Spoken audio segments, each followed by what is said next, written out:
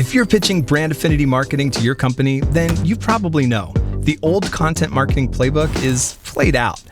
The cost of digital ads are skyrocketing, and even if you can afford to foot the bill, over 25% of consumers install ad blockers to tune them out. And with 4 million blog posts published every day, that listicle you phoned in last week isn't exactly going to break the internet.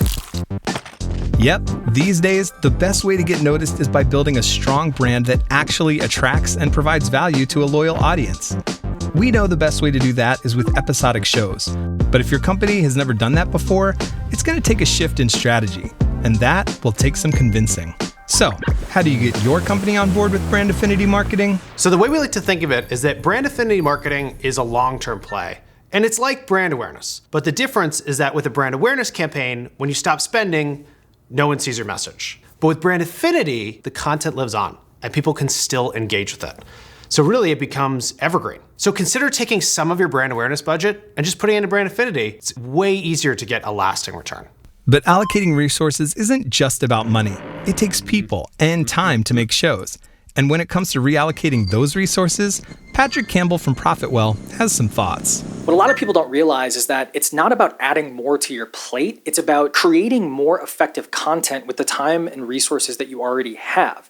If you have that ebook that you've been writing that unfortunately isn't going to be as effective as it once was 5 years ago, you should be using that time and resources to basically create a show, because you're actually going to find out that it's the same amount of time and the same amount of resources. Really, you have to take accountability for this idea. One of the things I look for the most in terms of when I hear people pitching different things is, are they willing to put their own skin in the game? Which in most cases, the idea is going to fail. It's going to fail in the first version, the second version, the third version. It might not be the 10th version until we get that idea right. Are they going to drive that thing? Or are they just going to give you an idea, expect you to implement it, or give you an idea, and the minute that they fail, they're going to hand it off to someone else or quit? Most people will quit. If you find someone who can drive that idea, who really wants to take ownership of it, then you have something. Pitching a change in strategy means you need to prepare, and that means knowing your internal audience. Are your stakeholders more numbers nerds, or do they need a proof of concept? Are they more budget conscious, or do they appreciate a compelling vision? Let's talk to the experts to get some ideas on how to present brand affinity marketing to your company. You gotta master the pitch. Here's Meekum Dang, executive producer at America's Test Kitchen. If you're approaching your team or a stakeholder or your boss about a new idea that you've never done before, doing your homework really counts. For us, that means knowing who your target audience is, having something to compare it against, creative projects that you may have done in the past, and having all of those things at the upfront is gonna make those initial conversations a lot easier. Pitching an idea to your team starts with a really good pitch deck. And that's a wrap. Yep. Thanks, everybody. Colin and Samir have pitched hundreds of clients on unique video ideas. So when you're making a pitch deck for a show, obviously you have to make that show interesting to the audience. But the first audience that you have to make it interesting for are the people that are gonna give you the green light to make the show. A pitch deck in itself is a story.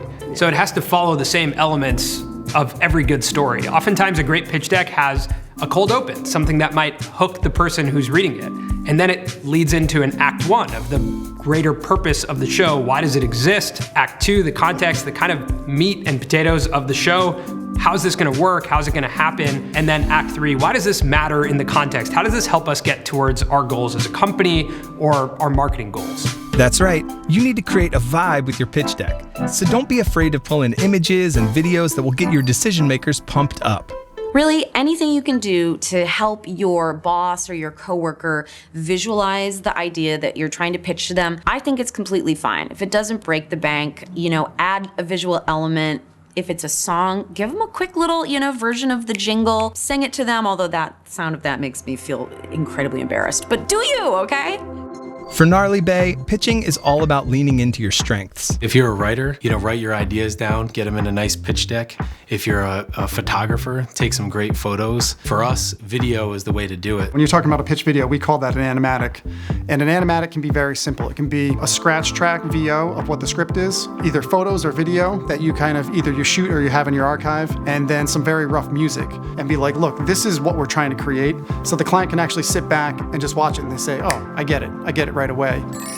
Back to you, narrator. Well, thanks, Dan and Dana. But convincing your team is more than just presenting your idea. Even though your end goal might be getting to a yes, think about the no's. If you had come up with all the things that they might poke holes into around the business case, around why this might not be a good idea, that can actually reframe the conversation so that your boss and your stakeholders know that you have put in the due diligence. Kind of being prepared for the questions that your team might ask you, I think is really important. And being prepared if this is too expensive to make as a show, maybe it's a podcast, maybe it's a docuseries, maybe it's 10 minutes or 5 minutes and not 30 minutes. How is this going to roll out, the distribution of it all? Have every question answered. We'll talk more about launch and distribution later, but showing that you've thought through every aspect of your show will help you get that all-important green light from your boss. Speaking of getting to a green light idea, let's talk with CEO of SparkToro, Rand Fishkin. Me? I like to tap into the competitive nature of people. You've done some pitching in your day. Oh yeah. Pitching venture capitalists, that is no joke. But what about pitching inside your company? Management hates losing out to competitors. You know what they hate even more? Being shown how they're losing out to competitors. So go to Google Trends, put in your brand terms and theirs, and show your team how they're losing. If you don't have people already playing in your space in episodic content, you gotta pitch them on how being an early mover is a huge advantage. When I started Whiteboard Friday, no one was doing video in the SEO space. The videos didn't perform all that great, but people who loved video loved Moz. They loved watching Whiteboard Friday, and over time, that was a huge competitive advantage for us. The way that I pitch is like, why are we doing something? What is the problem? Why do we need to solve it? Why now? You can find the real gems among all these different ideas that are going to be pitched to the people you're trying to pitch to, as well as being pitched to yourself. So answer the why now question.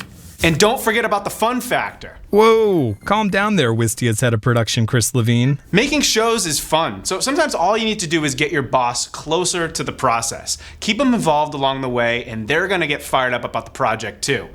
Honestly, they may get so fired up that they want to star in the show themselves. Hey, how are ya?